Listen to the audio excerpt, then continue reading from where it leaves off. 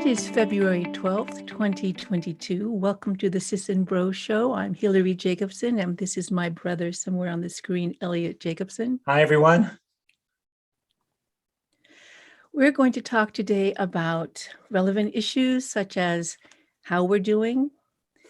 And that's relevant to me. I mean, I like to know how I'm doing. So exactly, relevant to us. Yeah. And then relevant to a few other people, such as social media and the climate situation. And we'll take it from there. Right. Exactly. So let's start with us, Elliot. Can you tell me, we decided we would talk about like two general things like how you're doing well and how you're doing unwell. So you want to start with that?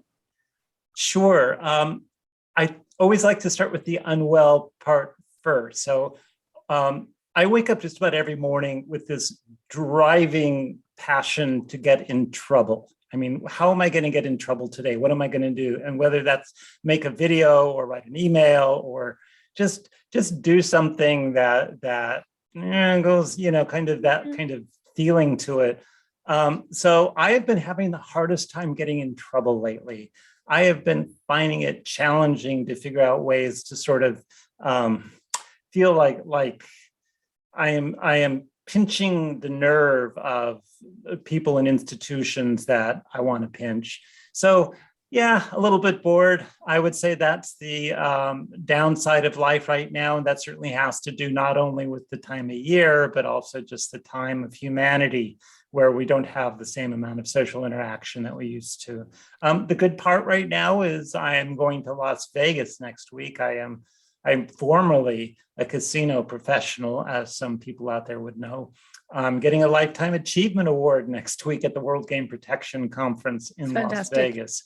So yeah, Lifetime Achievement, it's kind of a weird conception that somehow you want to be honored for work that you've done that you never really thought of as, maybe in that scope of importance. It just was wake up and get in trouble every day. And that particular trouble, a certain group of people really liked. So after a few years, here I am, I'm going to get that. So yeah, that's what's great with me. What's good with you and what's not so good with you?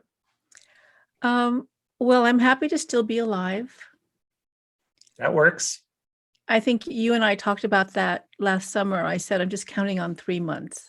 Like I'm planning 3 months ahead. If I'm still alive, then I'll plan 3 months ahead, because that's how things feel at the moment.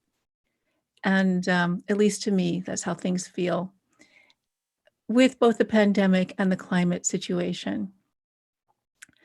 And what really pisses me off, well, also I like to get in trouble. And I think you and I have that kind of devil in the eye thing, where we're like,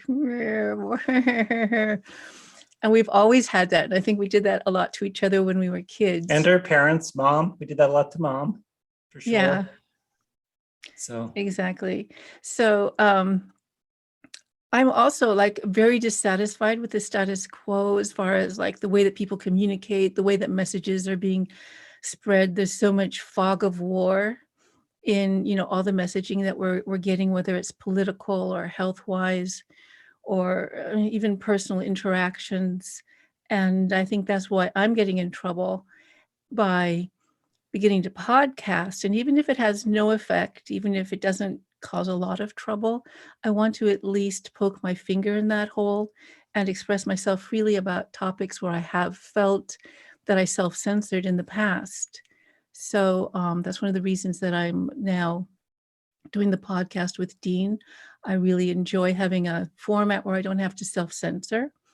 And I hope that, it's within the limits of not being thrown off of YouTube, that I can speak freely here too. And I'm really looking forward to that. And I hope that you also take advantage of this situation to get in trouble. Okay, well, we'll see what comes up here. I'm not sure. I feel like I've exhausted my troublemaking in this latest endeavor in climate change. I have pissed off a certain number of people who maybe I think rightfully I wanted to piss off, and befriended a few genuinely nice people, and in some sense the balloon naturally grows in size and it presses against its boundaries as you gain a reputation in an area, and you're not really sure where the trouble's going to come from when you start. And so for me, yeah, had a little bit of trouble lately out there in climate land, which is quite a new and unexpected experience. So why don't we? I think that's a good segue into our next topic, Yeah. which is, does it mean that you kind of feel like you can't be more of a troublemaker now on Twitter? Has Twitter kind of maxed out for you, or? Well, so, I'm a game player. My whole life has been about playing games. And what I'm seeing in Twitter is the same sort of gamesmanship. I mean, you can get genuine information, and there are people out there who are putting out information. It's very valuable in real time. So, for example, if there's some emergency going on, you can see people right at the front lines sharing videos and stories about dealing with the emergency. But on a day-to-day basis, if you're simply looking for how people are engaging with Twitter, it is most often the case that they are pushing some agenda, some problem, and some solution. And that was certainly what I did at the very beginning in a very dramatic way, just coming right at Twitter and expressing myself in the most pure and raw forms, right? This is me as an emotional person experiencing climate change. Let me share that with you. And yeah, I kind of feel now like I see the boundaries of that message are getting more clearly defined. I've reached sort of a number of followers now, quite unexpectedly, nearly 5,000, but it's not going to be 50,000 with this particular form of messaging, right? It simply won't be. And it's not clear whether I want to sort of change the rules of my game to build that number.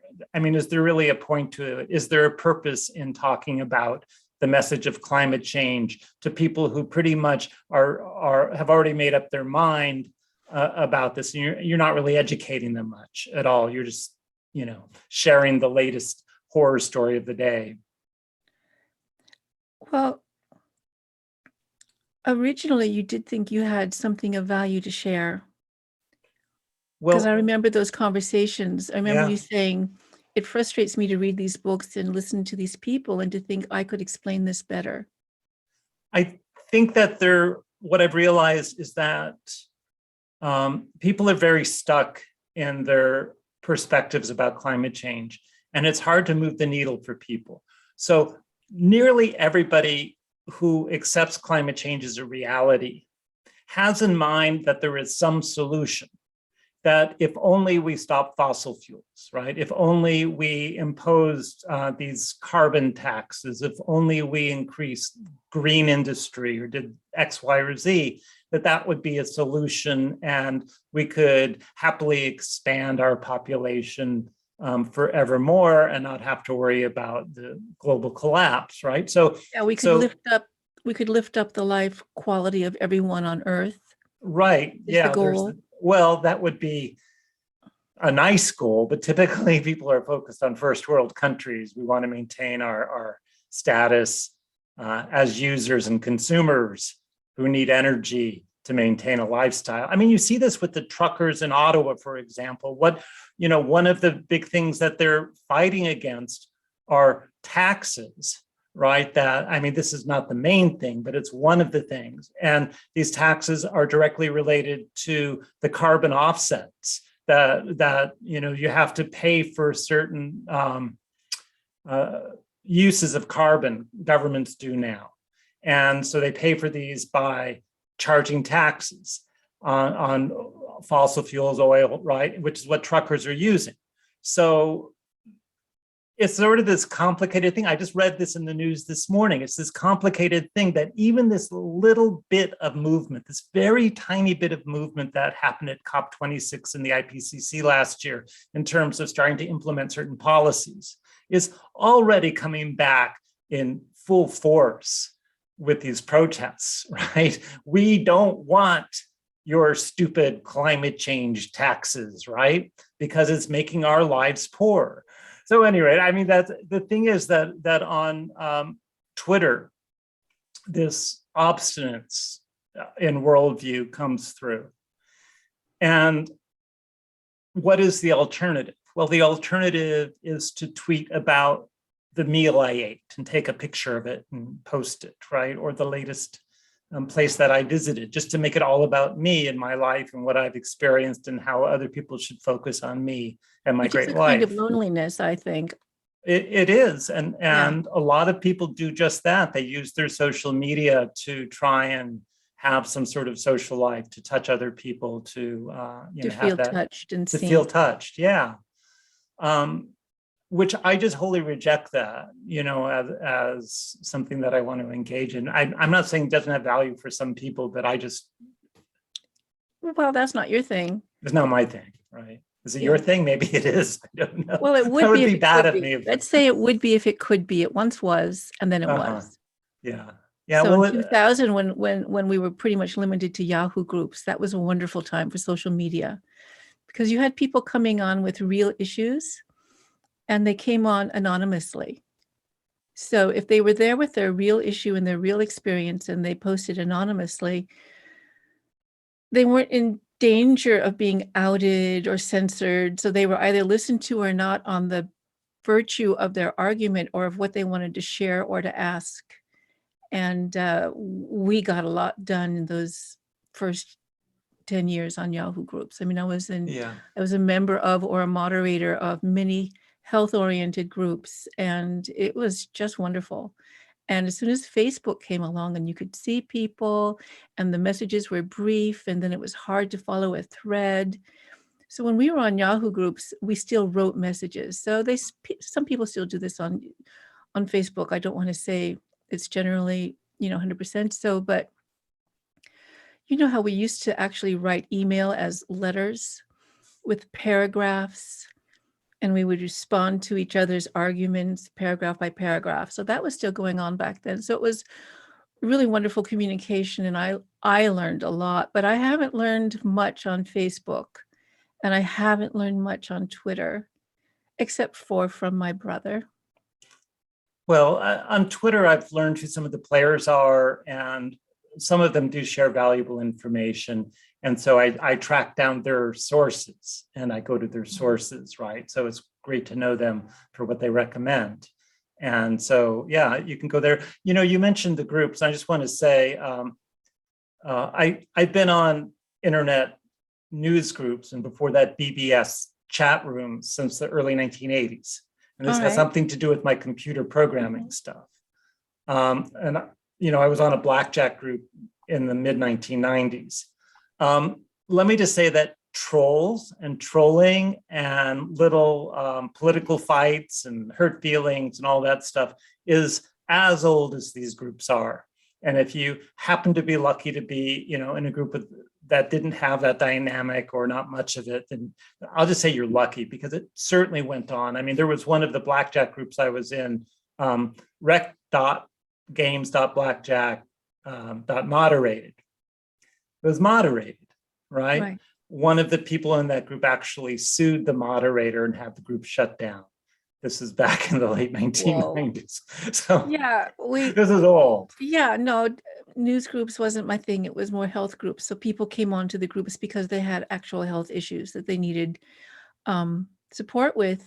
And what we found was that the self-help groups often had the cutting edge information, because the doctors were still relying on like their latest protocols from way back when, and the new studies were coming out, and the doctors who were more on the front of the work were offering, were interested in new solutions. And so I actually found a lot of, health solutions at that time and health information through the self-help groups that my doctors didn't know about, and that later on, I put them in my book, and now they're established. But back then they were nowhere to be seen except for in self-help groups. So yeah, and there people don't go to flame or to hurt or so forth and so on, but still you encountered dogma and you encountered people who were defending the dogma, but it wasn't as prevalent as, let's say, today on Twitter, where if you go a little bit outside the line,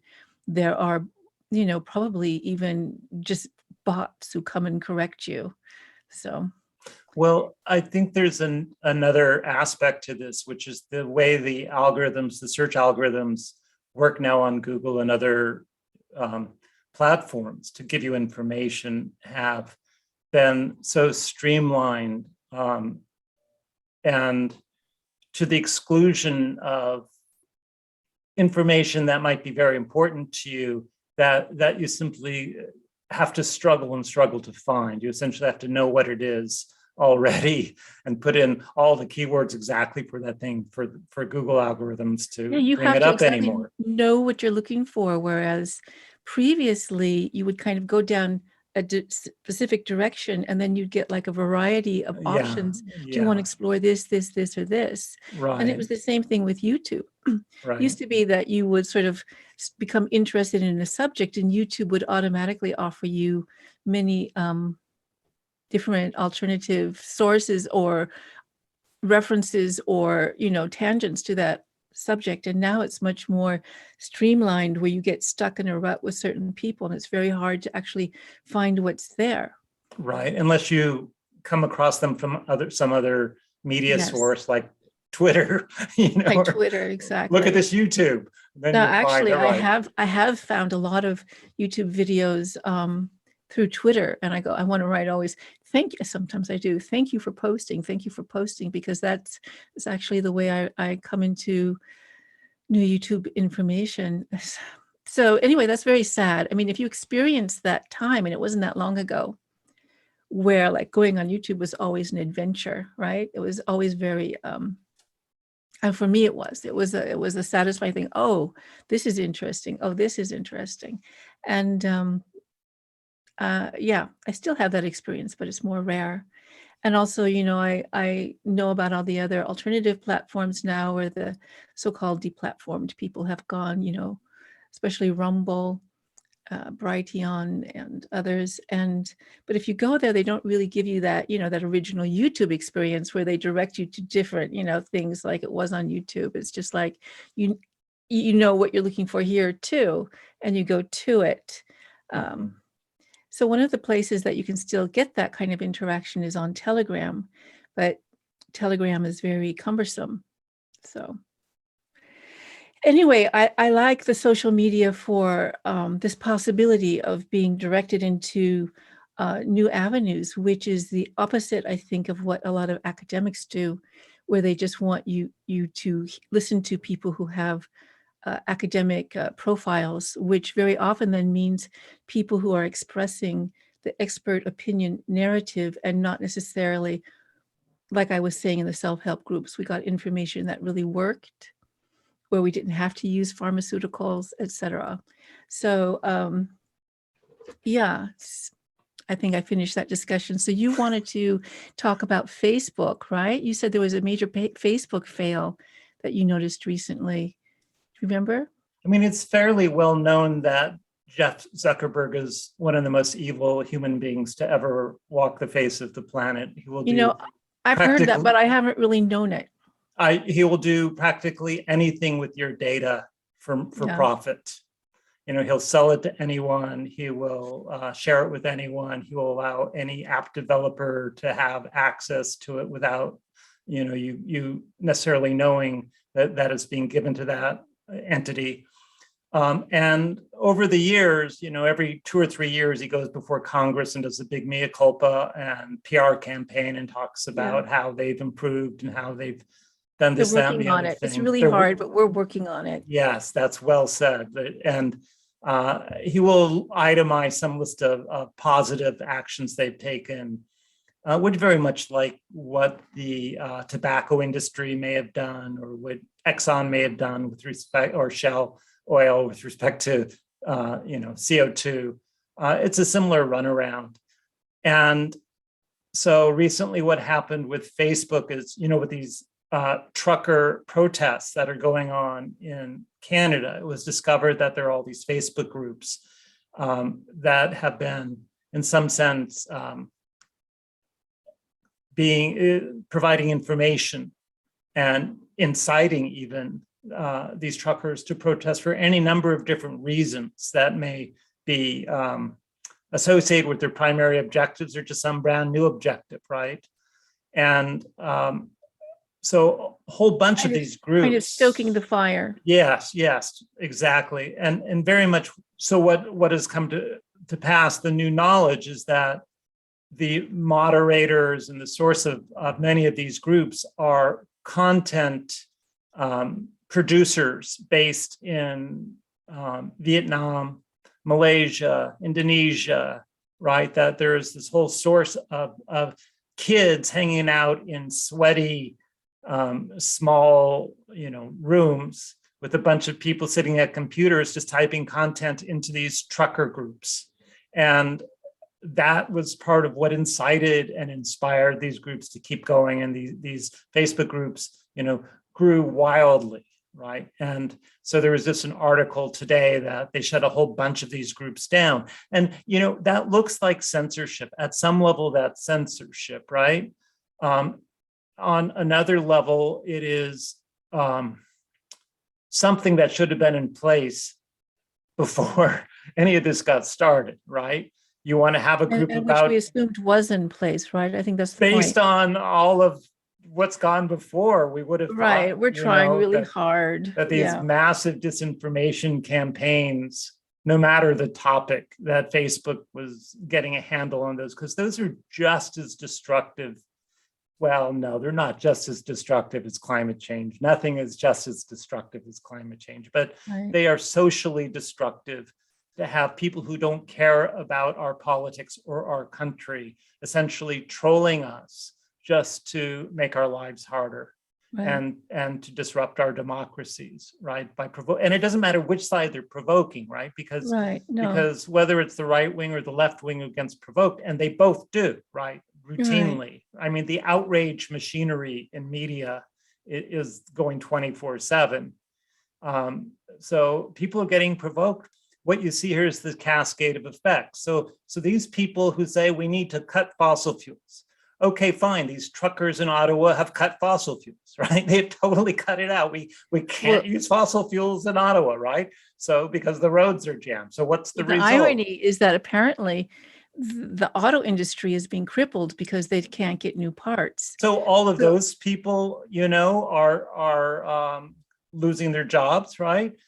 There's medicines that aren't getting through in those trucks, and people are having health emergencies, right? There's all sorts of, not just the auto industry, and that is an irony, but there's all sorts of industries that are impacted, right? And so what do? We have here a genuine example of stopping using fossil fuels. And we have the government coming in with police to manually, in tow trucks, get those guys off the road so we can use our fossil fuels again. So, I mean, this is just a microcosm for the impossibility of this, faux remedy we have for climate change of ceasing fossil fuels. There's also a collision of different systems, because on the one hand, you have the truckers who need to make a living. Then you have the vaccine mandates, and you have people choosing not to get vaccinated for different reasons, both health and political.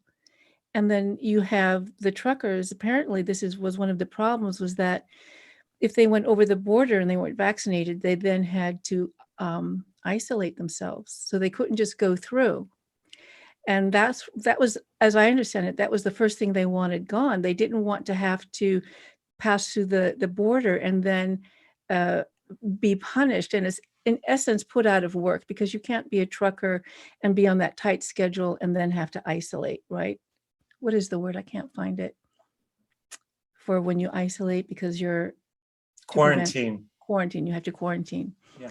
And so anyway, as I understood it, that was the first main issue. Like, we can't live like this, right? Like, we are being forced into a medical intervention that we do not wish, of penalty of our job, essentially. And so being pushed that way into the corner, the response was with so many people feeling this and losing their jobs because for whatever reason, both health reasons and political reasons, that they didn't want to be vaccinated.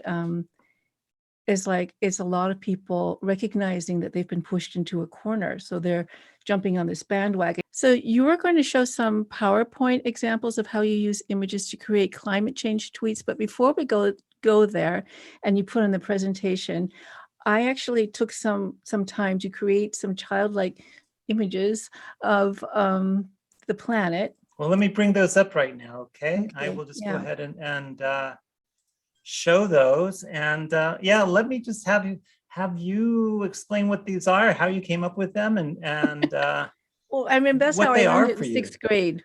Well, that's how I learned it in sixth grade. I learned that there were these different zones. You had the tropical zone and a temperate Oh, zone. I see. So the color represents kind of the relative cold or hot, Right, the right. heat of the And area. those And areas of then, the world that happen to be in the green zone, can produce the most food the most easily, have the easiest survival rates. And the more north or the more south you go, the more you're dealing with cold temperatures.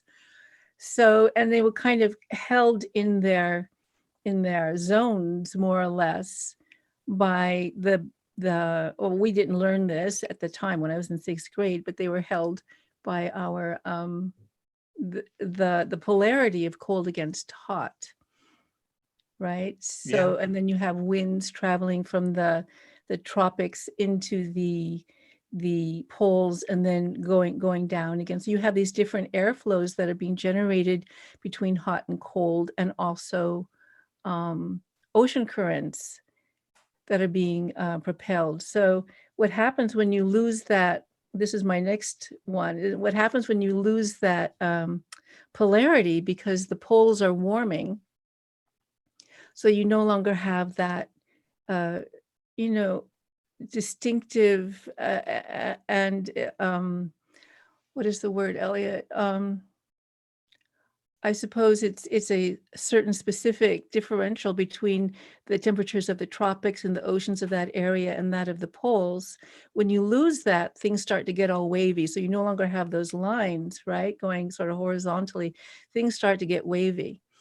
Right. And so And this is then what it's like right now. Honestly, thi- this is the planet this right is the now planet right today. You now. know, here I am in Santa Barbara, and you see this little red thing coming up here, you Yeah. know, or maybe this big blob over here. I mean, it is blistering hot here today. It's February 12th, and I'm sure it is mid 80s, but it's the kind of mid 80s where it is way too bright and it just feels like the sun is shining into you in a way that's so unnatural. You know, it might just be the angle of the sun in the sky that could be this hot today. And we also have these winds that are just, you know, blasting that heat into your body.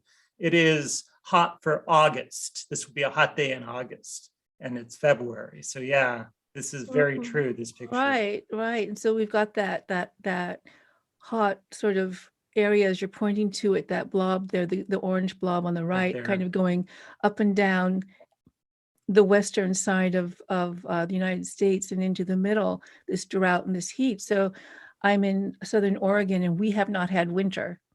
We had a little bit of rain around Christmas, and right now I think we're in the low 70s, and this should be an April day, right? Even a May day. And so the trees are starting to blossom, right? So if we were to have some cold time periods now, we would lose our fruit for the coming season. However, I'm beginning to think maybe this is just it. We're going to have spring from now on out. I mean, Well, I wouldn't be yeah. surprised. Yeah, the long-term forecast that I heard is a brief cool down next week and then a return of the heat after that. Around here, you know, things are blooming. Um, my Right. next door neighbor makes great salsa, and he was outside tending to his peppers yesterday. And I said, "It's February. How are your peppers doing?" And he just went like this. He like pointed up. He's like, "They're doing great. You know, I'll have the salsa ready by June." I mean, usually you wouldn't even be harvesting August. until August, right? Right, I'll, right. I'll be done by June, you know? No, totally. I'm going to start doing my seeds. Like later after this show, I'm going to start doing the seedlings, Yeah. So and yeah. So we let's go to planted that fig next trees. picture. So yeah. So for instance, when you have the blue sloping down there, that might Oh, be Texas, right? oh yeah. Yes, it was cold for a little while. It was cold in Texas. Yeah. But it was hot before that. I mean, it's been one of the things about these patterns is that they're persistent. So usually you think about patterns sort of changing very rapidly in winter because we're getting all this movement of air all the time with the storm fronts coming through. But these are persistent patterns, and that's one of the things about the equalization of the temperatures between the Arctic and the equators, that these patterns can lock in place. And so, yeah, Texas was cold. And actually, I just heard today there's supposed to be another one of these massive snowstorms moving up somewhere in the east part of the country. And again, the fact that they've my had, friend who lives in Florida told me yesterday it was 30 degrees. right, which is very cold for them, for it to be colder there. Yeah, it is crazy. I'm going to go on to the next one of these here. Let's see if I can do this. Yeah, there you go. So that is life I right tried there, isn't to it? sort of do the landmass underneath as the Yeah, gray yeah. area, Africa, India. We just had a fire just south of where we are here in California yesterday down on Laguna Beach. And of That's course, there was crazy. a fire at the end of January up by Big Sur. So yeah, it's fires, of this sort happening in January and February is just insane. So yeah, this is not good. So you have the fire, it would be the Arctic and that, okay, you lost the image, but the reason I had that image there was because I was showing the two sources of methane. So on the one hand, you have the fires in the Arctic, and on the other hand, you have increased humidity down in the tropics. Right. So yeah, the fires in the Arctic, what they're doing is to heat up the permafrost. And it's heating anyway just because of climate change and the overall changes in average temperature. What is burning? So there are essentially the peat, if you like, just the dried out organic matter has caught fire. And some of these are zombie fires, so that they actually persist over winter and they naturally reignite once things dry out and warm up a little bit. And so yeah, the peat actually can hold the fire underground in kind of a zombie dormant state. So they don't even have to get hit by lightning or something to reignite in the summer. So I mean, we're going to expect. And you can't really put it out because the peat is everywhere. That's the nature of the terrain there. Right, exactly. And, yeah. So it's just burning. I mean, it's just on fire. Then you have the fire, and then the fire continues to melt the permafrost, continues to melt the ice, and underneath the ice and in the permafrost and in that decaying matter is the methane. Well, the methane itself is not there in any real sense. What happens is that as it warms up, microbes start eating the organic matter that's been exposed, and because this is buried, it's not readily accessible to oxygen. And so it's having what's known as anaerobic decomposition, right, without oxygen. And so that's where methane gets created.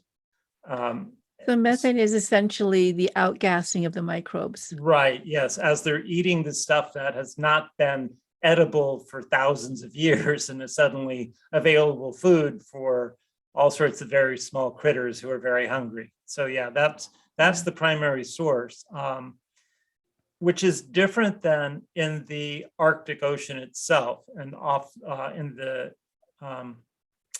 certain parts of the Arctic that are right above Siberia. Along the coastline there are what are known as methane hydrates. So these are, if you like, almost frozen or solid methane. I'm feeling embarrassed for any watchers who don't know where Siberia is. Oh, it's right up there where the fire is. Well, it's in the northern Russia. Yeah, it's the eastern part of Russia, and then sort of the northern part of the eastern part. So You have to remember that a lot of people don't know where anything is. well, you drew the map, so Right. I'm just mentioning I it think it's because a I think, general. yeah. It's fine. But So yeah, you so have it underneath the ice or in the ocean. You have some too. well, it's actually on the kind of on the floor of the ocean. These hydrates are like heavy rocks of this stuff, and some of them are actually buried in the permafrost itself. So at the bottom of the ocean, there's a layer of ice, and then you'll have these And hydrates under permafrost that, means these permanently ancient. frozen for at least 2 years consecutively. So it's land in essence, and Yes, yeah. that's frozen. It's land that's infused with water in some way, and the water's then frozen to solidify this thing as a Yeah, rock hard chunk of stuff. right. So those hydrates are active methane that was produced eons ago, that because it was produced underwater and trapped by this lid of permafrost has sort of created these solid hydrates, these chunks of methane that are mixed with ice, together with ice. And so as those It's like melt, it's like frozen methane. it is kind of like that. It's sort of like frozen ice that's trapping methane in it. Yeah, but it is very much like that. And so when those start to melt, we get massive amounts of methane coming out because the methane's already there, right? So that's another source in that part of the world. And as far as the rainforest producing methane, this being a La Nina year, we have just the way the La Nina rains work, you get more rainfall in the equatorial regions during a La Nina year. Of course, we get less here in California. And that excess rain is falling on top of grasslands and wetlands of all sorts. So you have more water, which is creating more environments for, again, anaerobic decomposition, right? For the decomposition of all of this organic matter that they have around the mid-latitudes, the equatorial region. So you can think of the forests, for instance. Yeah, anywhere. So the water has to sort of form a lake or some sort of surface where it's not just falling into the matter, it's actually trapping matter underneath it, so that the stuff is decomposing. The stuff decomposes underneath the water, and again, the microbes like are a muddy eating it, puddle. but there's I'm just trying to make things really simple. It is a muddy puddle. Think of what's underneath that muddy puddle. If that muddy puddle was on top of your front lawn, right? Yeah. Then you could get methane by the bacteria who are eating your lawn. Right. Very good. So that's exactly what it is. So that's what that part of your picture represents. Right. Is the front lawn where we grew up on Gresham Street. There. Yeah, I got one of those pens where you can, a pad where you can try to draw. It's really hard. You're drawing here, but it's showing there. It's so hard to coordinate. So I wanted to get one of those one time, but it's really, I'll try more, but those were my first attempts, and it's brilliant. They were kind of fun. Yeah. Yes, brilliant. So yeah, yeah, we're going a long ways here. So let me just go through some of that. I wanted to go into that one past the koalas, because this is the actual picture that kind of demonstrates the heat we're experiencing right now worldwide.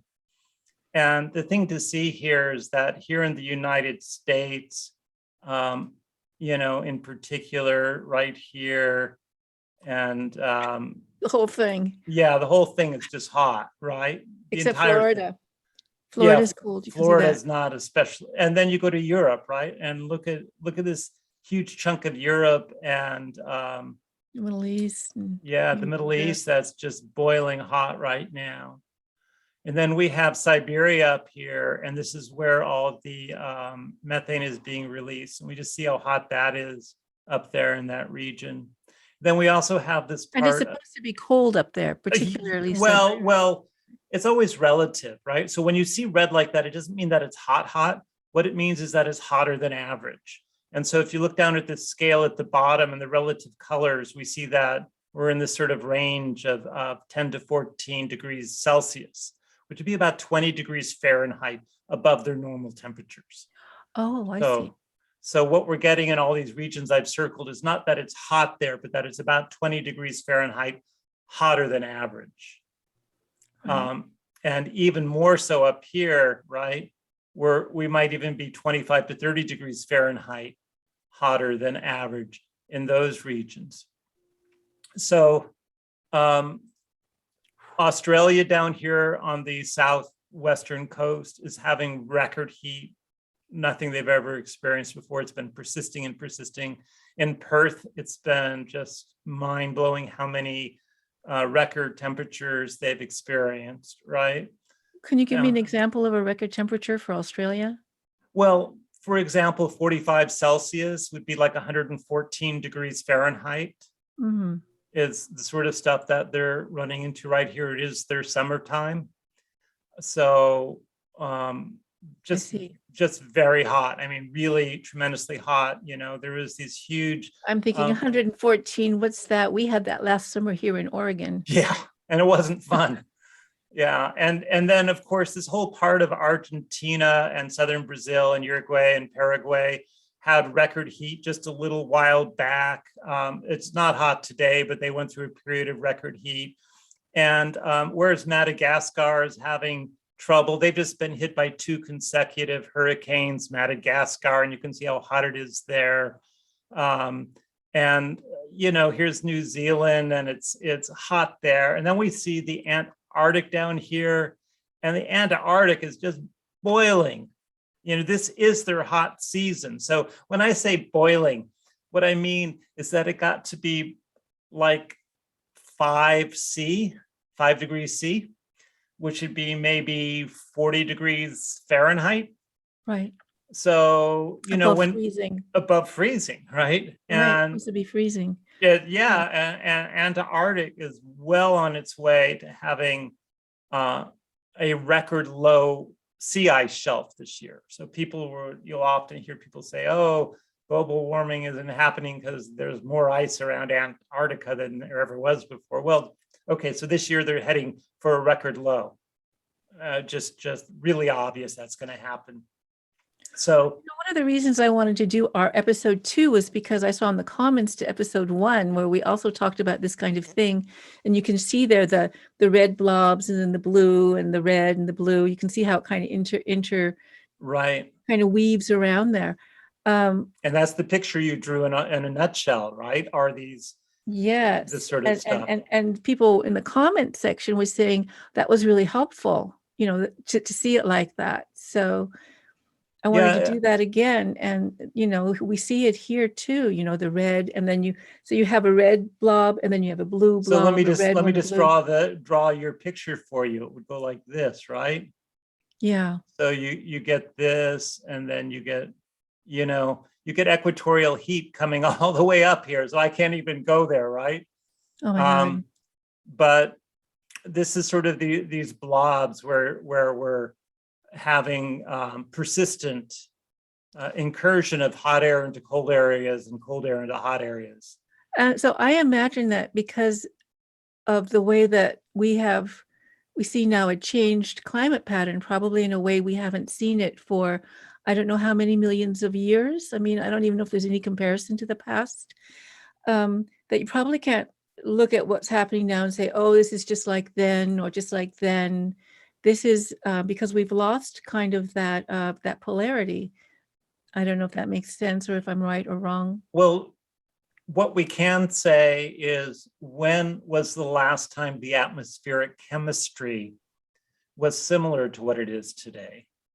And what were the conditions of the planet when there was similar atmospheric chemistry? In other words, not methane levels, but CO2 levels as high as they are today.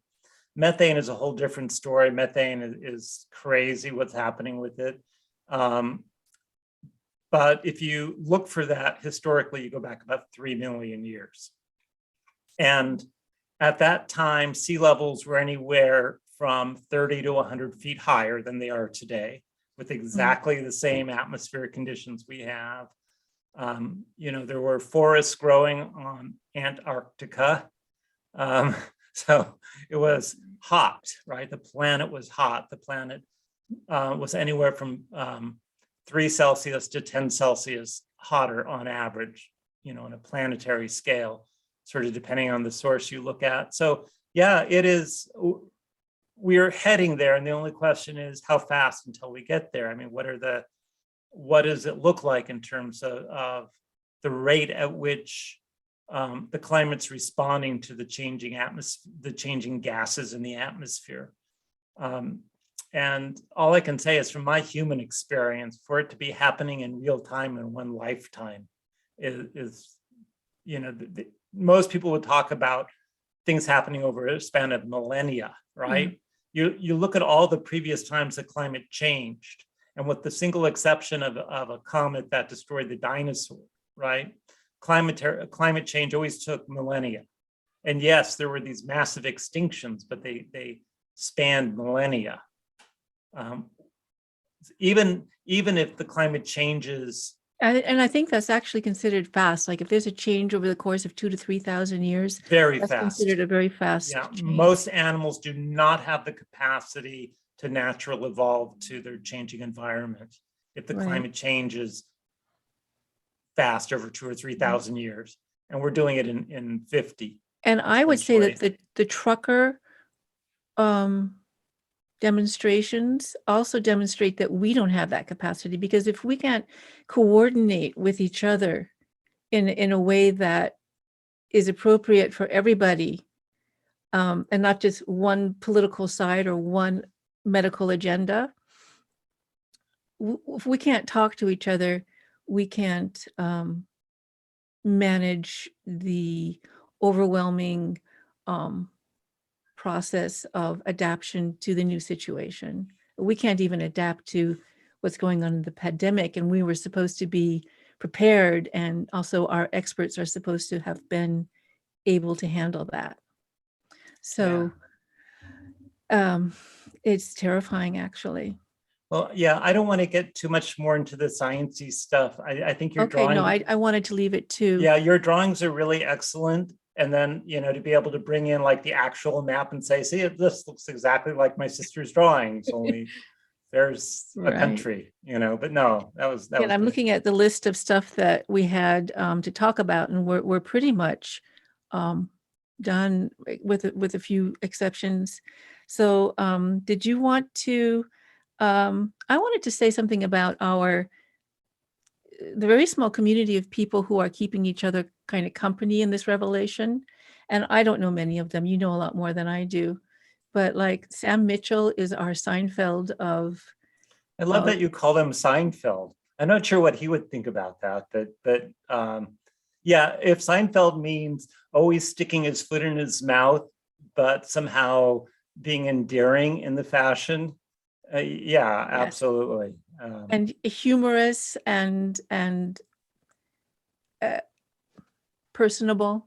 So let me just give him the shout out then. I mean, his channel is Collapse Chronicles, right? And you hear him talk about something different just about every day of the week. He will have a 20 to 30-minute show. Typically, he will read some article that has caught his attention or visit some website and skim through their articles.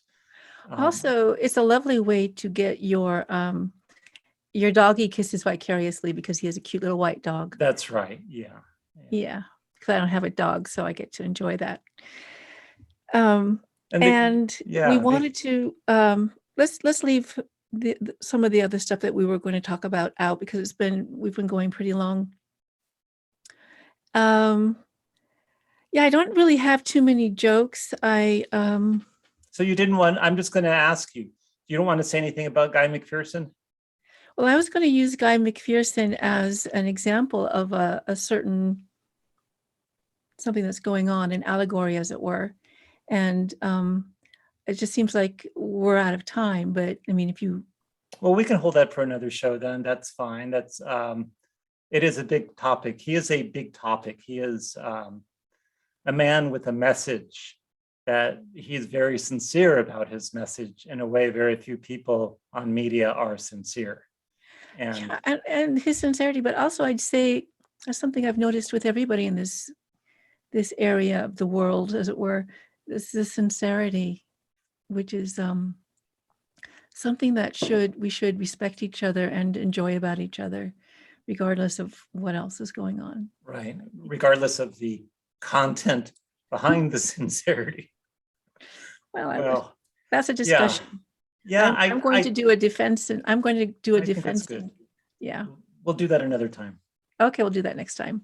Okay. All right. It was great talking to you today, and I hope everybody learned something, or if you didn't learn something, that you at least enjoyed the company. And I want to say that I spouted out a lot of facts, and I want to use nice big quote marks around my facts.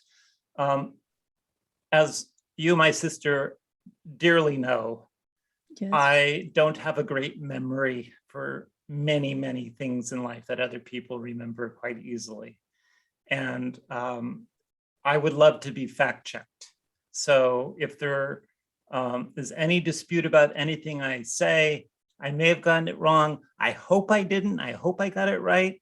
But please feel free to fact check me about just about anything. And I would love to learn and be coached and hopefully remember better for next time if I made an error of any sort. Of course, you, sister, you are very good. You're very smart when it comes to these things, but well, just in case, I'm sure you'd be open to that too.